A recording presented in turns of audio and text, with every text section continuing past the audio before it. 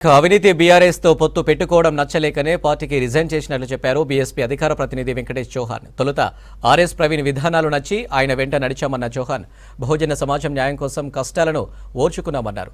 దళితులపై దాడులు చేసిన కేసీఆర్తో ఆర్ఎస్పీ కలిసి పనిచేయడం తమని ఆవేదనకు గురి చేసిందన్నారు. గొప్ప ఐపీఎస్ ఆఫీసర్, నిజాయితీ గల ఆఫీసర్ అని చెప్పి ఆ రోజు బహుజన్ సమాజ్ పార్టీలో జాయిన్ అవ్వడం జరిగింది.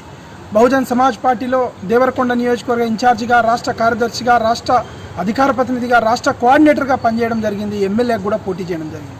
కానీ ఈరోజు బీఆర్ఎస్ పార్టీతో బహుజన్ సమాజ్ పార్టీ పొత్తు నేను జీర్ణించుకోలేకపోతా ఉన్నా. ఎందుకంటే తెలంగాణ రాష్ట్రంలో నిరుద్యోగులు ఎంతో ఆవేదన పడి, ఎంతో కష్టపడి తెలంగాణ సాధించుకుంటే, అమరవీరుల ఆకాంక్షలు నెరవేర్చడం కోసం తెలంగాణ వస్తే తెలంగాణలో ఉద్యోగాలు అమ్ముకున్న కేసీఆర్తో ఈరోజు కలవడం బాధాకరం.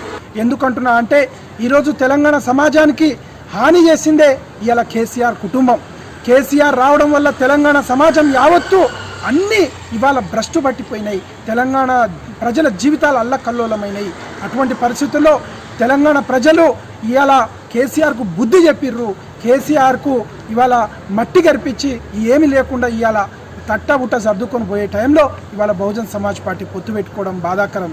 ఎందుకంటే ఈ విషయం తెలిసిన 2 నెలల నుంచి నేను ఎంతో మనోవేదన చెందిన.